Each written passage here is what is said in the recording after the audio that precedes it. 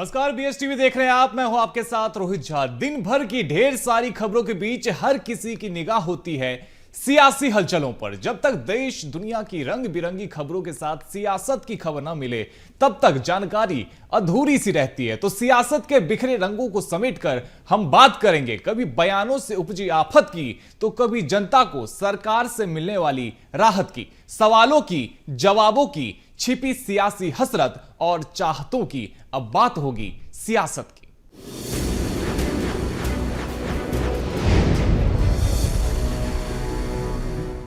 Bharatiya Janata party का संगठन पर्व चल रहा है। मंडल अध्यक्ष के चुनाव संपन्न हो चुके हैं और जिला अध्यक्ष के चुनाव जारी हैं और जल्द ही प्रदेश अध्यक्ष का भी निर्वाचन हो सकता है। अब ऐसे में सबके मन में सवाल यह है कि प्रदेश अध्यक्ष वीडी शर्मा की जगह कौन लेगा। इसको लेकर लंबे समय से चर्चा चल रही है।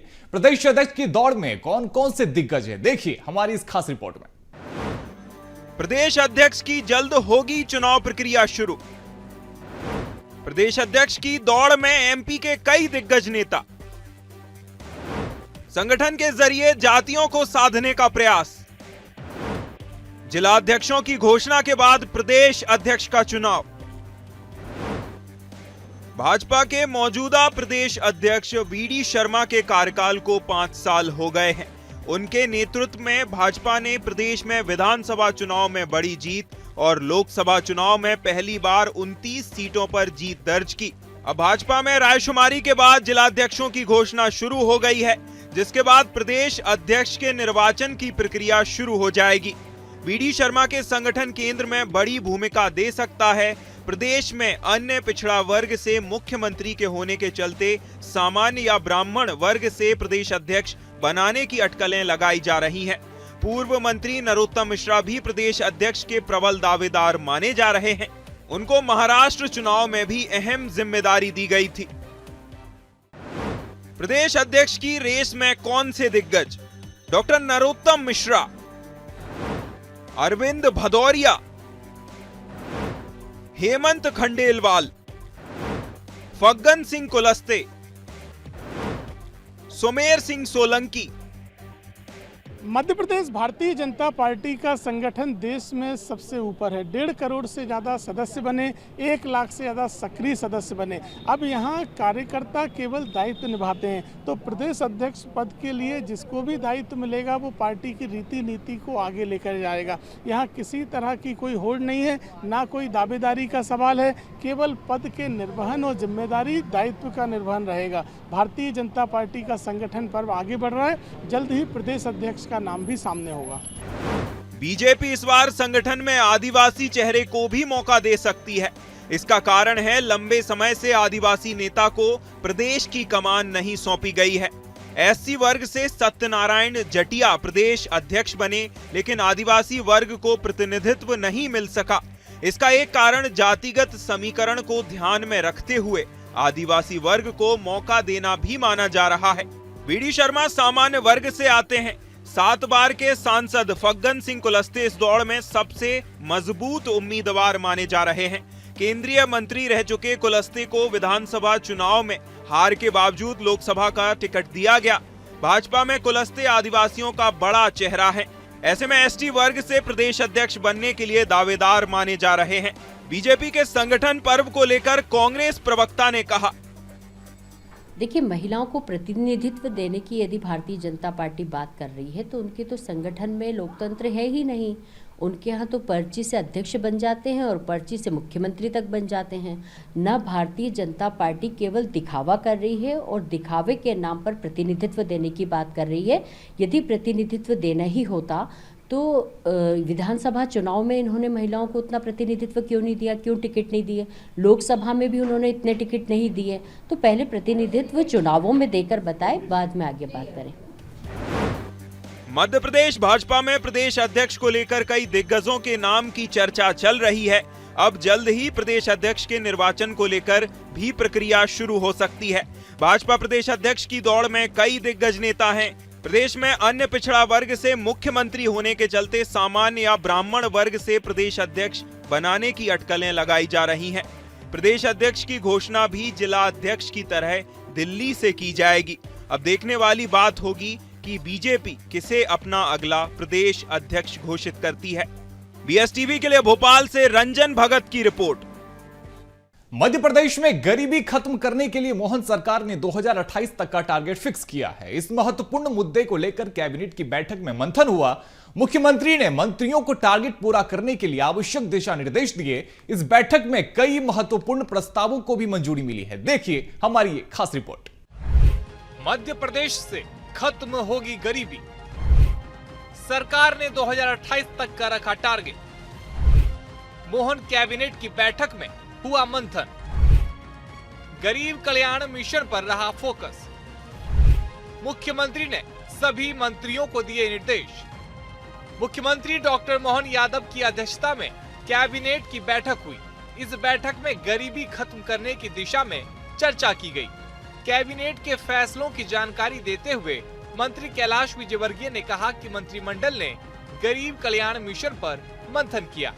सरकार ने साल 2028 तक गरीबी समाप्त करने का लक्ष्य रखा। उन्होंने कहा कि गरीबी समाप्त करने के लिए सरकार तेजी से काम कर रही है। गरीब कल्याण की प्लानिंग पर हुई चर्चा। लोगों को गरीबी रेखा से बाहर निकालने पर होगा काम। गरीबों की आय बढ़ाने पर होगा फोकस। आदिवासी इलाकों को विकास की मुख्य धारा से जोड़ेंगे। झींगा मछली पालन का प्रशिक्षण दिया जाएगा। शिक्षा पर रहेगा जोर। पोषण आहार पर भी रहेगा जोर। स्वच्छता, पेयजल की उपलब्धता पर फोकस। गरीबों के आवास पर होगा तेजी से काम। हर गरीब का होगा बैंक खाता। इस मिशन का उद्देश्य मध्य प्रदेश में जितने भी गरीब और वंचित लोग हैं वे सशक्त हों, और हम ऐसा कोशिश करेंगे कि 2025 तक हम हर गरीब के पास तक पहुंचकर और उसकी गरीबी कैसे दूर हो सके उसके लिए काम करेंगे। और जैसे मछुआरे हैं, तो आज हम मछुआरों के लिए एक अच्छी पॉलिसी बने। बहुत बारीक चीज़ उसमें आज चर्चा हुई, जिसमें कि कौन सी मछली का मार्केट अच्छा है, ये व्यावसायिक दृष्टिकोण से देखकर उस मछली को वो उत्पादन करे, जिससे कि उसकी आय बढ़े। तो सामान्यतः ट्रेडिशनल मछलियाँ होती है जिसको कि रेट वेट ज़्यादा मिलता नहीं। जैसे मुझे याद है झाबुआ में झींगा मछली का प्रयोग किया गया। झींगा मछली का प्रयोग करने के बाद वहाँ के आदिवासियों को सबसे 4 टाइम्स 5 टाइम्स इनकम हो रही है। तो ऐसी मछलियाँ जो बाज़ार में अच्छे भाव में बिक सकती है, उसके बारे में भी किसानों को प्रशिक्षण दें, जिससे कि वो तो मैंने ऐसे बहुत सारे बारीक बिंदुओं पर गरीब उन्मूलन के लिए क्या क्या कर सकती सरकार, उसके बारे में। अब जैसे बहुआयामी गरीबी इंडेक्स से सुधार, आप जानते हैं कि बहुआयामी जो गरीबी इंडेक्स है उसमें बहुत सारे सेगमेंट्स, महिलाओं और बच्चों की पोषण सुनिश्चित करना, शिशु मृत्यु दर कम करना, गर्भवती महिलाओं का स्वास्थ्य सुनिश्चित करना, माध्यमिक शिक्षा सुनिश्चित करना, माध्यमिक कक्षा तक के बच्चों की स्कूल में उपस्थिति सुनिश्चित करना, भोजन उनको मिल सके, उसकी व्यवस्था ठीक तरीके से हो, स्वच्छता एक मिशन की तरह हर गांव तक पहुंचे, पेयजल उपलब्धता। आप सब जानते हैं कि प्रधानमंत्री जी ने जल जीवन मिशन के माध्यम से प्रत्येक गांव में स्वच्छ जल पहुंचे, इसकी एक बहुत बड़ी योजना सारे देश के अंदर लागू की। मध्य प्रदेश ने उसका सबसे ज्यादा लाभ उठाया है। मोहन कैबिनेट के फैसलों की जानकारी देते हुए मंत्री कैलाश विजयवर्गीय ने कहा कि निवेश को आकर्षित करने के लिए मुख्यमंत्री 27 जनवरी से 1 फरवरी तक जापान की यात्रा पर रहेंगे। ये यात्रा निवेश के लिहाज से काफी महत्वपूर्ण है। 24 और 25 फरवरी को भोपाल में ग्लोबल इन्वेस्टर समिट होगी। इसमें इंग्लैंड, जर्मनी के साथ जापान भी पार्टनर होगा। उन्होंने कहा कि GIS को लेकर विभागों की नीतियों में परिवर्तन करने के निर्देश भी दिए गए। साथ ही मछुआरों की आय बढ़ाने के लिए व्यावसायिक दृष्टि से पॉलिसी बनाई जाएगी। इस प्रस्ताव को मंजूरी दे दी गई है।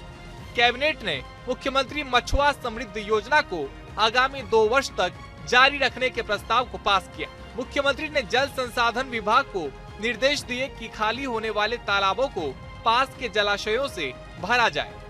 कैलाश विजयवर्गीय ने कहा कि किसानों की आय दुगुनी करने के लिए सरकार लगातार काम कर रही है।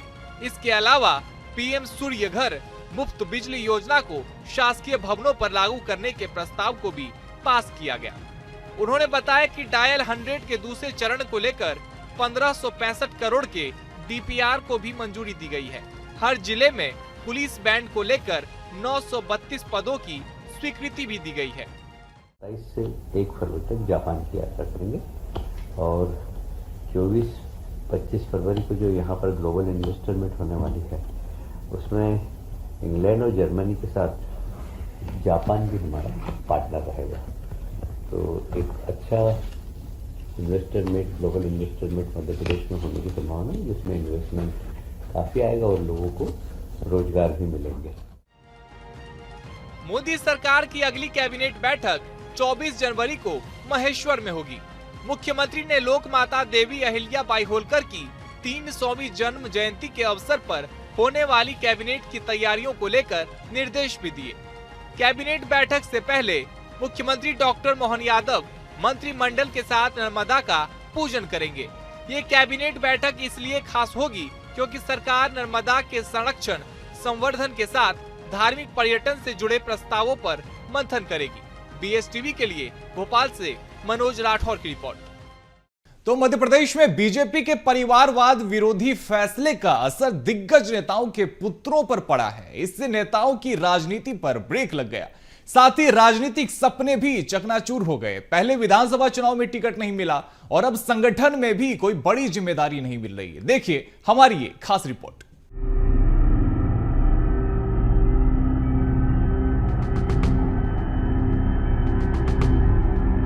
नेता पुत्रों की राजनीति पर परिवारवाद का ब्रेक।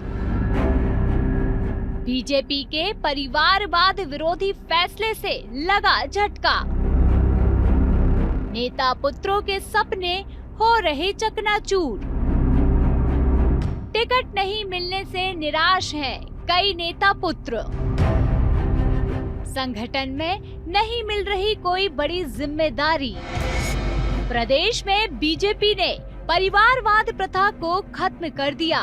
परिवारवाद पर रोक या फिर परिवार में एक ही टिकट दिए जाने का फॉर्मूला नेताओं की मुसीबत बढ़ा रहा है, जिसके कारण राजनीतिक विरासत के जरिए विधानसभा और लोकसभा तक पहुंचने का सपना संजोने वाले नेता पुत्रों के सपने पहले ही चकनाचूर हो चुके हैं। टिकट नहीं मिलने के बाद अब संगठन चुनाव में भी इन नेता पुत्रों की पूछ परख कम हो गई। ये पहला मौका है जब हाई कमान की कसावट की वजह से नेता पुत्रों को मौका नहीं मिला। इसका असर भी पार्टी की जीत के तौर पर देखा गया। इन नेता पुत्रों की दूरी की वजह से पार्टी को किसी तरह का नुकसान भी नहीं हुआ। ऐसे में अब आगामी चुनावों में इनकी प्रबल हिस्सेदारी पर संशय बना हुआ है।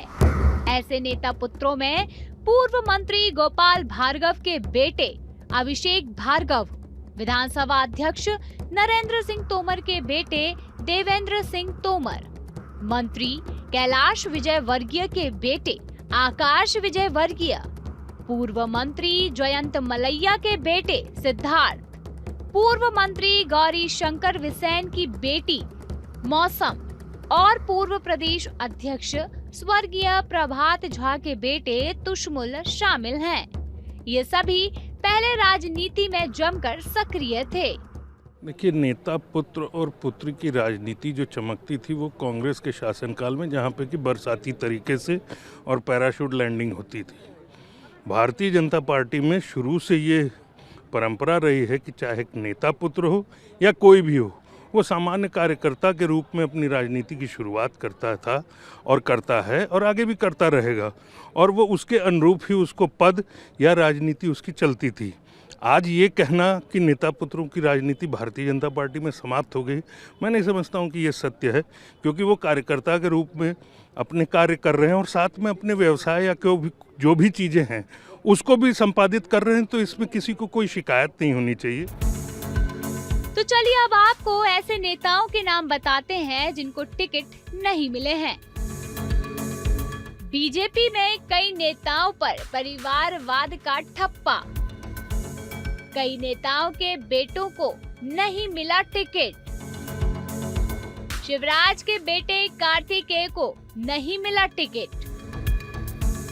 नरेंद्र सिंह तोमर के बेटे देवेंद्र तोमर को नहीं मिला टिकट।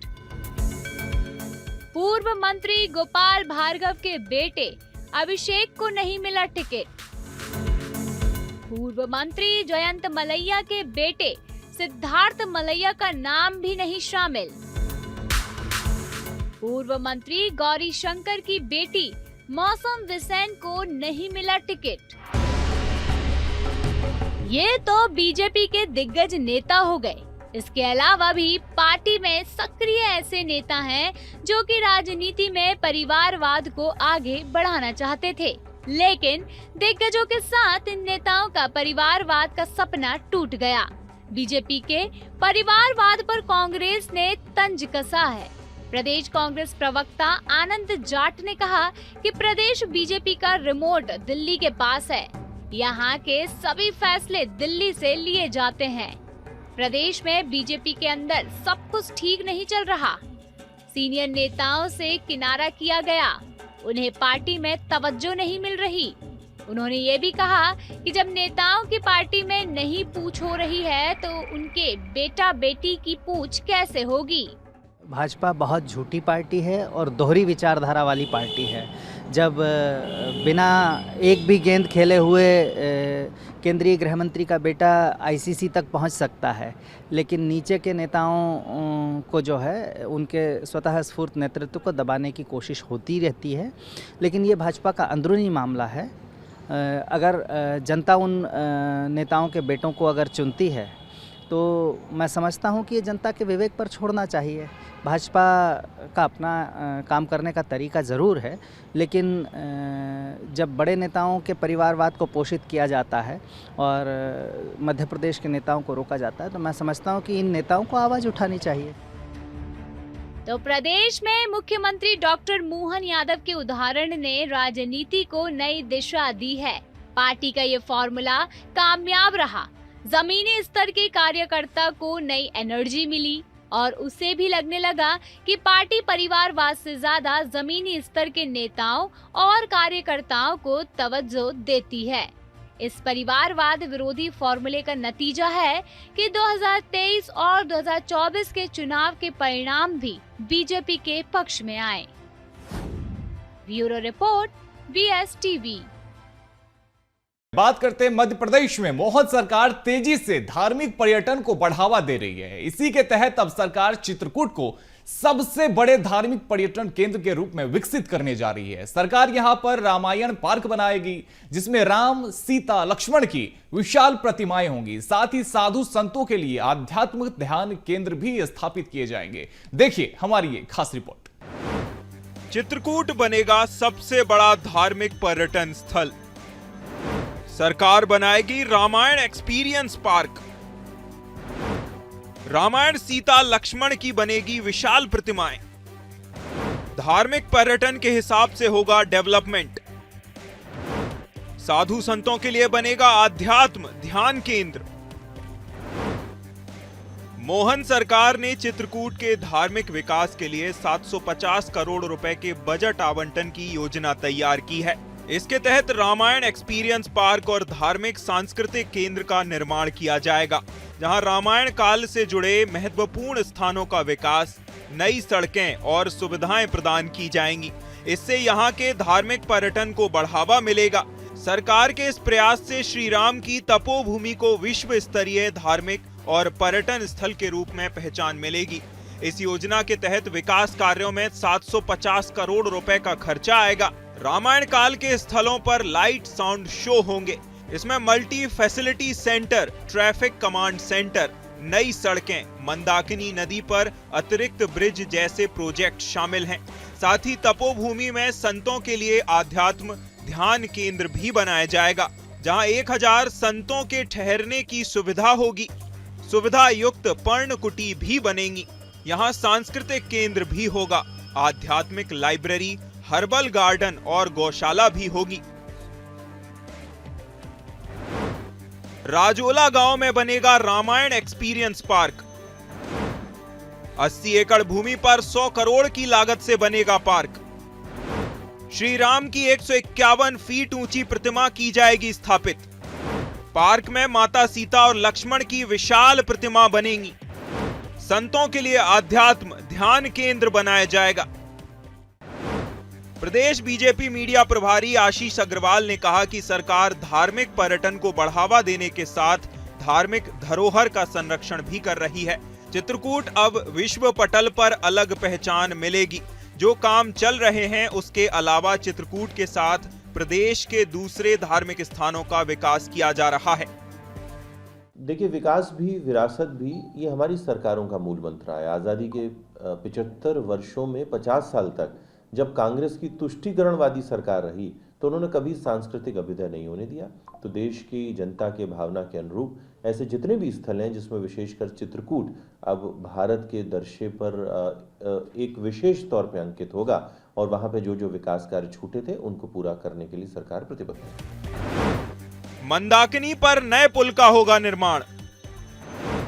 नया गांव में 51 करोड़ की लागत से बनेगा ट्रैफिक कमांड सेंटर। राजौला से पीली कोठी मार्ग समेत 4 प्रमुख सड़कों का होगा चौड़ीकरण। मोकमगढ़ किला, सती अनुसुईया आश्रम, गुप्त गोदावरी स्थान का होगा विकास। जानकी कुंड, कादमगिरी परिक्रमा, स्फटिक शिला, मंदाकिनी का होगा विकास। हनुमान धारा में 3750 वर्ग मीटर क्षेत्र में 24 करोड़ से बनेगा मल्टी फैसिलिटी सेंटर। चित्रकूट के विकास के साथ पर्यटकों की सुविधा का भी ध्यान दिया जा रहा है। सरकार की प्लानिंग के तहत मंदाकिनी नदी पर 130 मीटर लंबा पुल बनेगा, जिसमें पैदल यात्रियों के लिए अलग लेन होगी। राघव प्रयाग घाट का 33 करोड़ रुपए से पुनरुद्धार किया जाएगा, जहां वोटिंग और आधुनिक लाइटिंग जैसी सुविधाएं होंगी। परियोजना को धार्मिक महत्व और पर्यटन क्षमता को ध्यान में रखते हुए डिजाइन किया गया है।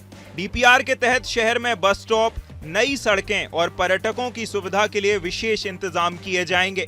प्रोजेक्ट पूरा होने पर यहां धार्मिक पर्यटन को नया आयाम मिलेगा।